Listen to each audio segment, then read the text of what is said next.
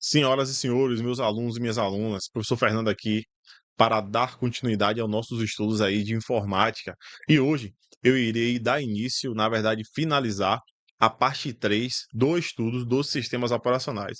Observe, nós já estudamos aqui o que é um sistema operacional, já expliquei tudo detalhadamente para vocês.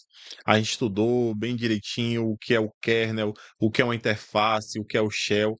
E agora eu vou falar com você. Depois estudamos o sistema operacional Linux. E hoje nós iremos trabalhar o sistema operacional talvez mais comercial. Eu não vou dizer para vocês que ele é o mais utilizado do mundo, porque recentemente eu estava lendo uma pesquisa e recentemente foi informado que o sistema operacional mais utilizado no mundo é o Linux. Eu não sei se vocês sabem disso, mas a nível de servidor, aquela parte que você, usuário, você, usuário, nós somos usuários comuns, não estamos utilizando, a nível de servidor, o sistema operacional mais utilizado é o Linux. Fernando, o Windows, ele é bastante comercial, né? Eu chego em uma sala, em uma empresa, e todas aquelas empresas têm um Linux, têm um Windows, exatamente. Porque a nível de comércio, a nível de usuário, né, que é aquele usuário padrão, que é aquele usuário como eu e você, que usa computadores para finalidades domésticas, nós trabalhamos aí mais com o sistema operacional Windows. Porém, o Linux ele é muito mais utilizado do que o Windows, tranquilo? E aí, como a gente já sabe aqui, o Windows é um sistema operacional.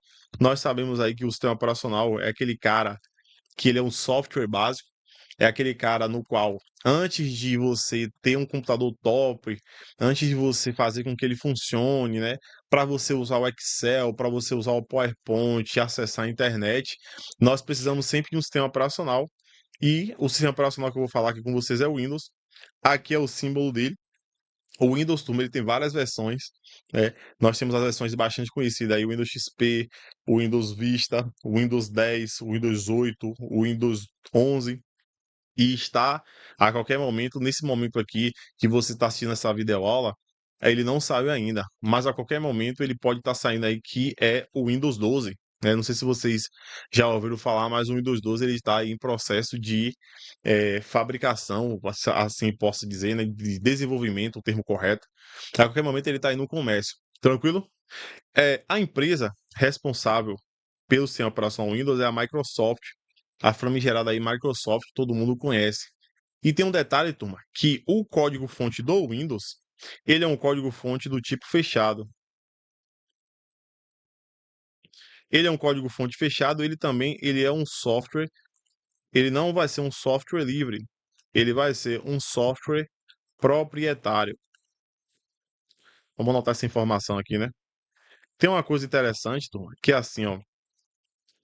Lá no sistema operacional Linux, nós aprendemos que o sistema operacional Linux ele era um software livre. E por ele ser um software livre, ele tinha um código-fonte aberto.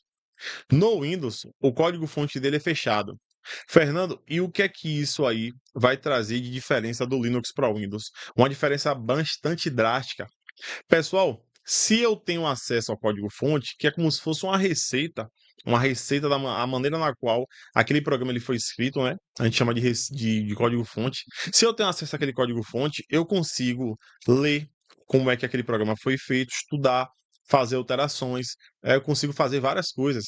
Agora, se eu não tenho acesso a este código-fonte, como é o caso do Windows, porque o código-fonte dele é do tipo fechado, eu não tenho acesso, o que é que eu consigo fazer com esse cara? Eu só consigo usar, galera. Então, eu não consigo fazer alterações como eu consigo fazer no Linux. Aqui eu só consigo usar o software. Observe que lá no Linux a gente podia fazer bastante coisa, né?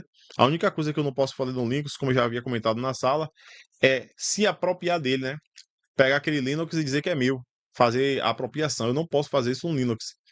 Agora no Windows, o que é que você pode fazer no Windows? Só usar. Fernando, eu estou usando o Windows e aí tem uma interface que não me agrada. Eu consigo alterar? Não. Só quem consegue fazer isso aí é a Microsoft. E por que, Fernando, não consigo alterar? Porque o código-fonte dele é fechado. Ele é um software livre. Ou desculpa, ele é um software proprietário. Então, qualquer alteração que você queira fazer no seu sistema operacional Windows, você não vai conseguir. Só quem vai permitir fazer isso aí, só quem consegue fazer isso aí é a proprietária dela, que é a Microsoft, beleza? Essa é uma diferença crucial e principal a respeito do sistema operacional Linux e a respeito do sistema operacional Windows. Por quê, Fernando? Porque pelo fato do o Windows ele não ser código-fonte aberto, ele ser código-fonte fechado, quem faz alterações fica a cargo da Microsoft. Só a própria empresa pode fazer essas alterações aí. Aí o que é que acontece? É, cada sistema operacional ele vai seguir de acordo com a vontade da empresa. Então não vai mudar tanto. Como o Linux, você pega o Linux, você pega a versão X do Linux, pega a versão Y do Linux, uma versão Z do Linux. Essa versão é completamente diferente dessa, que é completamente diferente dessa. Aqui para nós, deixa eu contar um segredo para vocês. Nós seres humanos somos preguiçosos. A verdade é essa. Você aprende a mexer no Linux X e vai para o Y, cara. Isso aqui é horrível, porque eles são totalmente diferentes. Então, o fracasso, ó, observe que eu estou colocando entre aspas, o fracasso comercial do Linux, quando comparado ao Windows, ele é muito mais significativo porque cada sistema operacional do Linux, cada versão do Linux é uma completamente diferente da outra. E a gente, usuário, tem preguiça em estar aprendendo todas essas, né? Por exemplo, quando você mexe no Windows 10, pronto, vou dar um exemplo aqui do Windows, ó. Você mexe no Windows 10 e vai para o Windows 11, é como se praticamente você não tivesse saído do sistema operacional. Muda bastante coisa, Fernando. Muda, mas não é nada que você tenha que aprender a mexer nele do zero. E é isso que aconteceu do Windows 7 para o Windows 8. O Windows 7 para o Windows 8 foi uma quebra muito grande. Isso fez com que o Windows 8 ele não fosse tão comercialmente aceito. E para piorar, a Microsoft fez o seguinte: ela criou um tal de Windows Phone. Eu comentei isso aqui na primeira aula do sistema operacional, fez um tal de Windows Phone, que foi horrível, né? Muita gente aí não gostou dele, eu mesmo tive celular na época do Windows, que era sistema operacional Windows, era horrível. Beleza? Exatamente por essa quebra de interface, essa quebra de parâmetro, né? Foi um parâmetro totalmente diferente. Então, galera, quero comentar aqui algumas coisas a respeito do Linux, do Windows, que no Linux não tem, por exemplo, softwares, programas nativos. São aqueles programas nos quais você instala o sistema operacional e ele vem junto. O Linux ele não tem sistema, não em regra, né? Ele não tem aplicativos nativos. Então tem alguns que eu quero comentar com vocês. O primeiro é o navegador, né? O browser, que o navegador hoje padrão entenda-se quando eu falo das versões 10 e versão 11, é o sistema operacional, é o Microsoft Edge. Nós já estudamos esse cara aqui com um pouco mais de calma lá na aula de navegadores, beleza? Microsoft Edge é navegador padrão. Antigamente, as versões anteriores, era esse cara aqui, ó, Internet Explorer, que eu acredito que vocês já viram. Internet Explorer, ele foi descontinuado, ele não existe mais. Beleza? Então, caso você encontre uma questão falando que o sistema operacional, o Windows 10 e 11, o seu navegador padrão é o Internet Explorer, tá errado. O navegador padrão é o Microsoft Edge. Tá aqui o símbolo dele. É esse carinha aí. A gente já estudou isso aí na aula de navegadores com muito mais calma e riqueza de detalhes. Tranquilo? Qual a observação que eu quero deixar aqui a respeito disso? Tem um navegador que vocês conhecem que é chamado de Google Chrome. Quando você instala o Google Chrome, galera, no seu computador, aparece uma pergunta falando assim, ó. Deseja que o Google Chrome seja o seu navegador padrão? Aí você aceita. Pá! O que é ser navegador padrão, Fernando? Eu recebo um link. Quando eu clico naquele link, ele vai para a internet. Ao abrir na internet, eu vou precisar de um navegador. E, em regra, esse navegador seria aí, no caso, o navegador padrão. Aí você abre o Google Chrome por ser navegador padrão, tranquilo? Aí você tá lá usando o Google Chrome como navegador padrão e esqueceu que o navegador padrão é o Microsoft Edge. Você fez uma alteração e fez com que agora seja o Google Chrome. Aí você chega na hora da prova e a prova fala qual é o navegador padrão do sistema operacional Windows. Aí você lembra Google Chrome, marca, tá errado. Beleza? Não cai nessa falácia. De boa? Próximo. Assistente inteligente. Galera, várias observações a respeito disso aqui, ó. Assistente inteligente, assistente de voz, até o Windows 10, né? Vamos deixar aqui claro para os senhores que isso aqui foi até o Windows 10. Era esse cara chamado de Cortana. Tá aqui o símbolozinho dela, a Cortana aí. A Cortana ela funcionava como se fosse uma Alexa, né? Vocês conhecem a Alexa aí? E aí ela funcionava por comando de voz. Você botava os comandos, você pedia lá, né, executava, e aí ela ajudava você a utilizar o sistema operacional. Só que Com o passar do tempo, ela foi descontinuada e hoje nós estamos trabalhando com um cara que é a IA da Microsoft, né? É a IA da Microsoft, a inteligência artificial da Microsoft. O nome desse cara aqui é Copilot ou Copilot, Copilot. Fica aí a critério de vocês, chamar de Copilot, Copilot, tanto faz. Só quero que você lembre que o nome é esse aqui, ó. Este é o símbolo dele aqui, ó, galera. Esse Copilot, esse símbolo aqui. Observe, quando você chega no computador no Windows 10 e você aperta essa tecla aqui, ó, o Windows C, que seria esse C de Cortana, o Windows 10, beleza? O Windows 10. Ele vai lá, galera, abre a Cortana e aparece a seguinte frase: a Cortana é um aplicativo pretérito e aparece a opção para você utilizar esse cara aqui agora, beleza? Então, grave. Quem é assistente inteligente ou assistente de voz do Windows, Cortana. Porém, contudo, entretanto, todavia, a Cortana foi descontinuada. E hoje, quem entrou no seu lugar é o Copilot, que é a IA da Microsoft, beleza? E esse aplicativo aqui, ó, essa tecla de atalho, o Windows C, ele vai te levar diretamente aí para o Copilot. Tranquilo, galera? E no Windows 11, a Cortana não vem mais.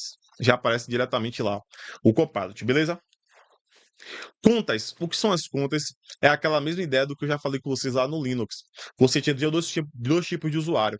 Você tinha o usuário padrão e o usuário administrador. Aqui é a mesma coisa. Você tem o usuário administrador e você tem o usuário padrão. Qual a diferença entre os dois, Fernando?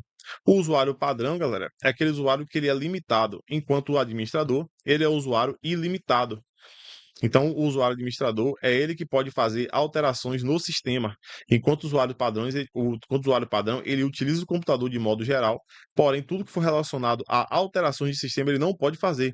Isso fica a critério ao usuário administrador. Não é à toa que vocês devem ter feito já alguma instalação no seu Windows, e aí você quer instalar um programa, aparece uma seguinte frase: executar como administrador, e às vezes aparece uma senha. Por que aquilo, Fernando? Porque você não é um usuário administrador, você é um usuário padrão. Então, para fazer aquela alteração de sistema que é cargo do usuário administrador, você tem que solicitar a permissão dele, beleza? Esse outro cara que você tem aqui, Tom, é um recurso de segurança chamado de BitLocker. BitLocker, ele faz criptografia no seu disco rígido, ou seja, no seu HD. Criptografia no disco rígido, criptografia no HD. Está aqui o símbolo do BitLocker. BitLocker, ele foi feito para poder trazer proteção, uma proteção adicional aí ao seu disco rígido juntamente com seus dados, até porque tem um cara que é chamado de ransomware. Ransomware. Esse ransomware aí, galera, é assim que escreve, ó. Ransomware. Ransomware é um malware que a função dele é capturar dados. Ele pega aqueles dados, ele sequestra o dado. Naquele sequestro de dados, ele exige um resgate. É por isso que o ransomware ele começa com R de resgate aqui, ó. E aí, ele utiliza a criptografia nas informações para que você não consiga acessá-las, beleza? Então, BitLocker aqui mesmo seria uma forma de proteção contra agentes como o BitLocker, né? Pragas virtuais como BitLocker. Tá aqui o seu exemplo, lembrando a sua simbologia, lembrando que o BitLocker ele só está nas versões top, as versões Ultimate do seu sistema operacional Windows, tranquilo? Tá aí uma questão e ela fala que o assistente pessoal criada pela Microsoft, ó, assistente pessoal, assistente de voz, assistente inteligente, criada pela Microsoft, que auxilia usuários no olha o sistema operacional Windows 10. Denomina-se, nós já sabemos que é o C, né? O Windows C, C de Cortana. Aqui, Alex, que eu até comentei, mas não tem nada a ver com o sistema operacional Windows, gabarito letra C de Celta rebaixado. A Cortana, um assistente virtual do Windows 10, olha só aqui, ó. Ela foi o quê, Fernando? Descontinuada em 2020. Olha quando foi isso. Com o lançamento do Windows 11 em outubro de 2021, o sistema operacional passou a receber atualizações de segurança e melhorias significativas. Uma dessas melhorias foi a introdução de um aplicativo baseado em inteligência artificial, oficialmente lançado em 2023. Assinale-o. Quem é a IA da Microsoft, nós sabemos que é o Copilot ou Copilot, gabarito letra A. Beleza? Vamos passar. BitLocker permite realizar criptografia na unidade de disco, ou seja, no meu HD. Por isso, Em caso de roubo de dados, como eu falei a questão do ransomware, pode, como apresentado, a instalação apresenta a instalação e a configuração do BitLock na máquina com o Windows 10 pode atenuar, ou seja, diminuir o acesso aos dados não autorizados dos arquivos. Gabarito certo é uma maneira de proteção, é uma forma que eu tenho adicional de proteger os meus dados contra determinados tipos de ataque. Galera, continuando aqui falando sobre algumas funcionalidades do sistema operacional ou Windows, nós temos esse cara aqui que é o OneDrive. O OneDrive, galera, é um programa nativo, como a gente já sabe. Programa nativo, todos os programas que eu estou falando com os senhores aqui são programas nativos. São aqueles programas nos quais você, quando instala o Windows, ele vem junto. Qual a função do OneDrive? Ele é um armazenamento em nuvem. Ele é um sistema de cloud storage. Beleza? Fernando, isso aqui é computação em nuvem. O que é que ele está fazendo aqui no Windows? Pessoal, quando você instala o sistema operacional Windows, esse cara vem junto. Então, ao invés de você ter que abrir o seu navegador, no navegador você acessar lá o OneDrive, né, abrir lá o sistema de armazenamento em nuvem, você já pode diretamente do seu computador fazer este armazenamento. Vai aparecer lá, turma, uma nuvenzinha, que é o símbolo dele, né? Lembrando que a gente está falando de computação em nuvem. Então o símbolo dele é a nuvenzinha, vai aparecer uma nuvem na cor azul. Você faz o seu login, né? Login, senha, tudo direitinho lá. E aqueles dados que você armazenaria na nuvem, tendo que abrir o seu navegador para poder acessar o sistema do OneDrive, você faz diretamente do seu computador. Beleza? Outro cara que você tem aqui é o Windows Defender. O Windows Defender é o sistema de defesa. E quando a gente fala defesa, turma, vamos lembrar de dois caras bem importantes. Sistema de defesa aqui, ele é responsável por ser anti-malware. O que é um anti-malware, Fernando? O que popularmente nós chamamos de antivírus. Mas isso aqui a gente aprende nas aulas de segurança da informação, que o anti-malware vem de um programa responsável por combater malwares. Malwares é o gênero do que a gente chama popularmente de vírus, né? Mas vírus, ele é um tipo de malware, existem vários malwares, beleza? E o outro aqui, ele é o firewall. Firewall, que é aquele dispositivo de segurança, aquela proteção que você tem entre o computador e a rede. Então, o Windows Defender, ele funciona como esses dois caras aqui. Fernando, eu tenho um outro antivírus, né? Eu tenho um Avast. Então, quer dizer que eu tenho dois antivírus no seu computador? Sim. Porém, contudo, entretanto, todavia, não é recomendável que você tenha dois antivírus que estejam atuando ao mesmo tempo, porque um pode interferir no funcionamento do outro. Aí o que acontece? Normalmente, você tem um Windows Defender e quando você instala o Avast, esse cara ele fica inativo, ele fica lá quietinho, beleza? Vamos passar. Qual a finalidade do programa Windows Defender utilizado no Windows 10? Letra A. Controle de acesso para filhos? Não. Navegação anônima na internet? Não. Ajuda a manter o computador. Computador o quê, Fernando? Seguro proteger proteger de ataques. Gabarito letra C, que é o nosso sistema de defesa do sistema operacional Windows. Vamos lá. Lixeira. O que é essa lixeira, Fernando? Pessoal, a lixeira é um compartimento como qualquer outro, e lá você vai ter os arquivos que você exclui. Só que a lixeira, galera, os arquivos que você exclui são arquivos excluídos do seu HD, do seu disco rígido, HD ou do SSD, né? Depende do que você tem lá no seu computador. Fernando, estou com um arquivo no pendrive, se eu apagar para a lixeira? Não, porque é armazenamento externo. É só do armazenamento interno, beleza? Lembre que é sempre do armazenamento interno. E se eu quiser excluir um dado permanentemente que não passe para a lixeira, eu posso? Pode. Tá aqui a tecla de atalho, que é o Shift Del. Só lembrar, ó, deletei, vixe, deletei, ó. Não tem como voltar mais. É o deletei, Shift Del. Você exclui permanentemente. Bizu, pesado. Na lixeira, quando você apaga os arquivos e bota na lixeira, eles vão ficar lá por tempo indeterminado. Não existe prazo para que os arquivos da lixeira do sistema operacional ou Windows ele seja apagado automaticamente, como é na lixeira do seu celular ou na lixeira do seu correio eletrônico. Isso é pegadinha de prova, beleza? Gerenciador de tarefas, bastante conhecido também como gestor de tarefas, né? Isso aqui ele pode ser chamado também de gestor de tarefas, depende da sua prova, é a mesma coisa. Ele é responsável por visualização de programas abertos, uso de memória, finalizar um aplicativo, que é o que mais a galera usa, né? Rapaz, eu estava usando o computador e aí o programa travou. tentei fechar ele não fechou de forma alguma. Aí você normalmente aperta essa tecla que todo mundo conhece, que é o Ctrl Alt Del. Aí quando você aperta o Ctrl Alt Del, aparece uma paginazinha com um monte de opção, trocar usuário, finalizar e tal. E lá tem lá no cantinho assim, ó, gerenciador de tarefas. Aí você vai e escolhe. Fernando, por que você botou que isso aqui é uma forma indireta? Porque quando você clicar nele, você aperta esse dado aí que eu falei, você não abre diretamente o gerenciador de tarefas. Você abre uma janela e na janela você escolhe.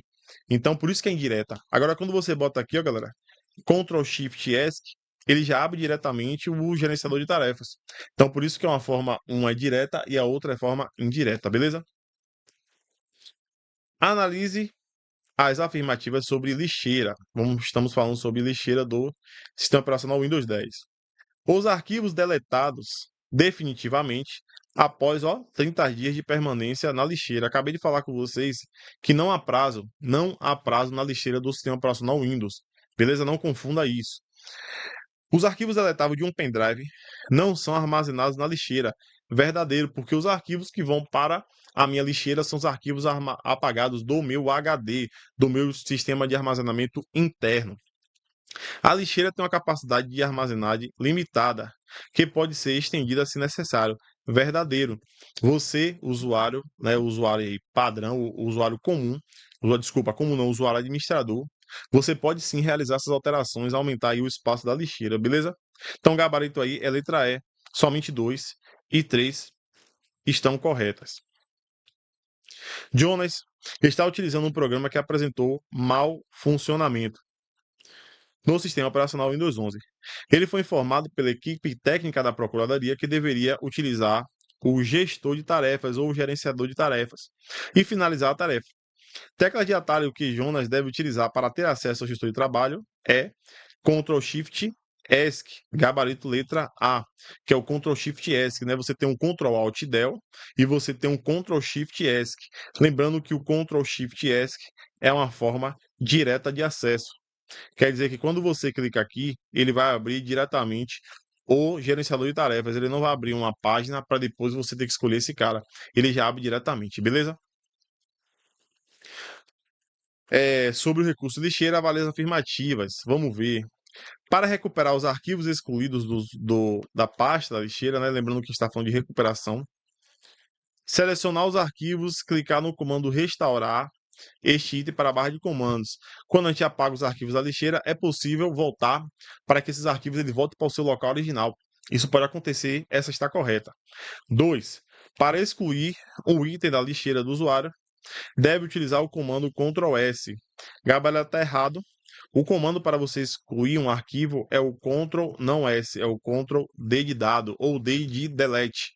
Então essa aqui está falsa. Para excluir um arquivo diretamente do disco, sem que este vá para a lixeira, utilize o comando x deletei. Então essa aqui está o quê? Verdadeira. Verdadeiro, falso, verdadeiro, gabarito celta rebaixado. Beleza?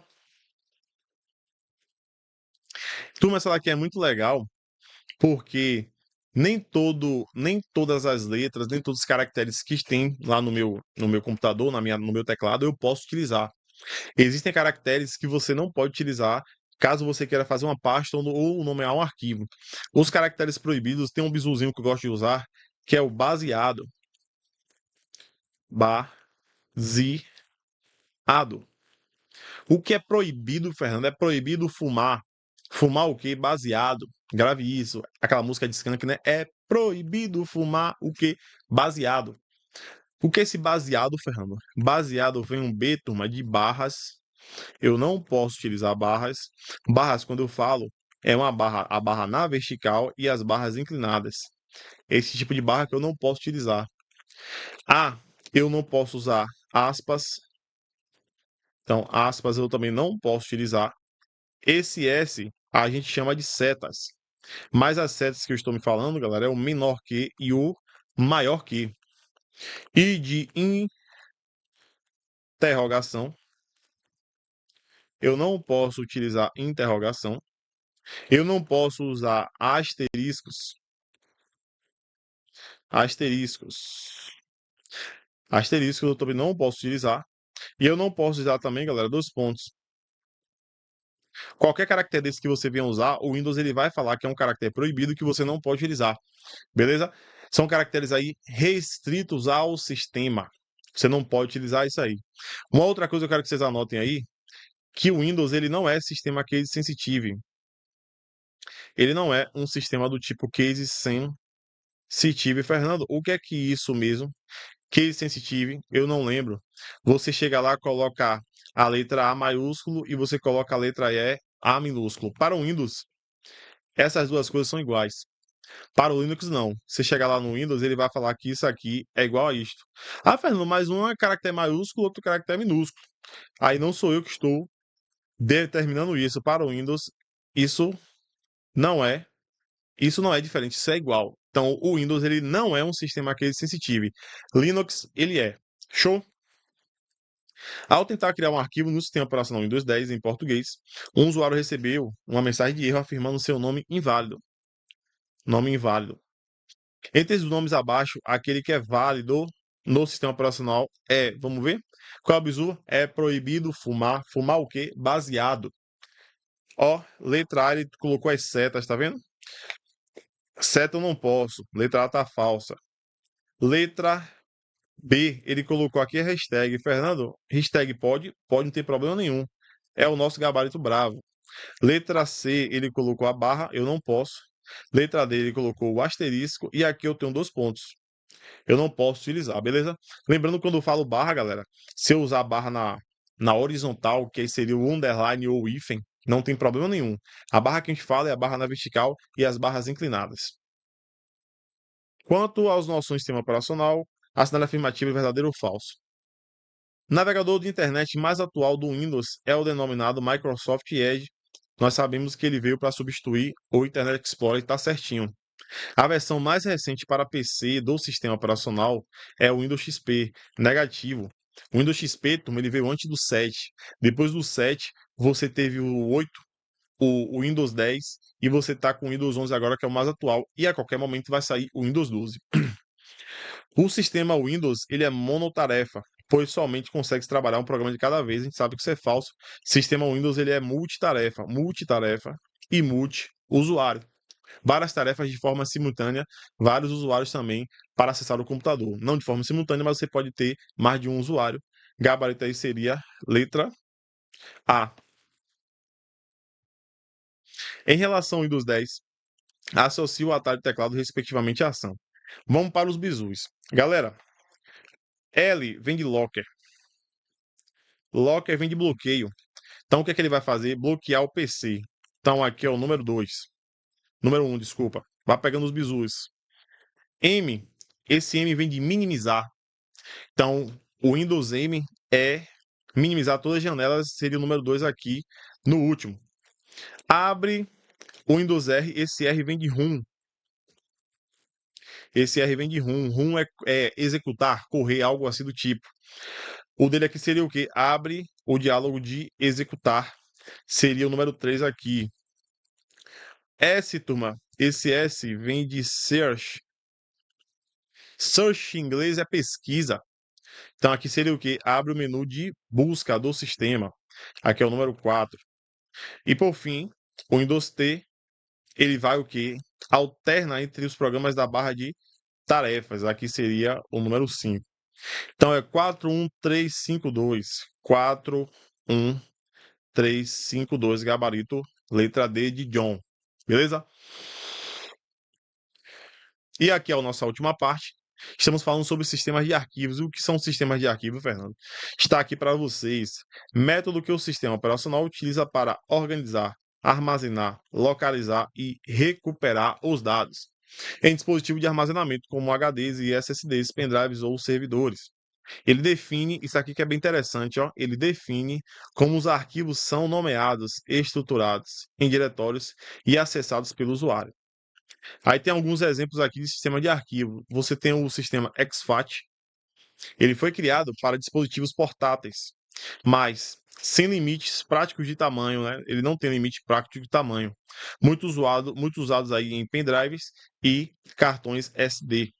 Você tem um sistema FAT32, ainda é usado em pendrives e cartões de memória, pela ampla compatibilidade. Porém, ele tem uma limitação, que é a sua capacidade de armazenamento. Ele só trabalha aí no máximo com 4 gigabytes.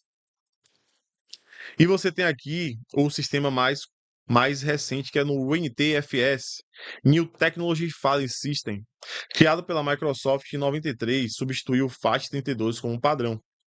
Suporte para grandes arquivos, né, que a gente tinha lá no sistema FAT32, ele tinha um limite aí de 4 gigabytes. Permissões de segurança e controle de acesso por usuário. Criptografia, lembrando que criptografia é o mesmo que segurança. Registro de transações em Journal, que seria registros, né, que ajuda a evitar perda de dados em caso de falha. Compressão de arquivos e pastas. Isso aqui ficou muito bom, né? A gente tem os arquivos compactados lá, por exemplo. Em computadores do Windows, o NTFS permite a definição de permissões para acessos em arquivos, porém, sem utilização de criptografia. Acabamos de ver que ele é o cara que trouxe a segurança. Ele trouxe segurança, ele é o cara que tem a criptografia. O gabarito aí está errado, porque ele falou que é sem utilização. O Windows 10 utiliza o sistema NTFS apenas para discos rígidos externos, enquanto os sistemas internos são formatados pelo sistema FAT32. Na verdade, é o contrário, né? Para o sistema operacional Windows, o padrão dele é o NTFS. Agora, para os sistemas de arquivos, para os discos rígidos externos, né, como pendrive e etc., ele vai utilizar aí o sistema de arquivo, sistema FAT. Em questão aí, ela meio que inverteu isso aí. Ela falou que o interno era FAT e ela falou que disco rígido externo ele vai usar o NTFS. Está invertido aí, beleza? Galera, espero que vocês tenham curtido essa aula, espero que vocês tenham gostado e eu espero principalmente que vocês tenham entendido, beleza? Façam questões, pratiquem e qualquer coisa estou por cá, valeu? Valeu, tamo junto, Deus abençoe, até a próxima oportunidade.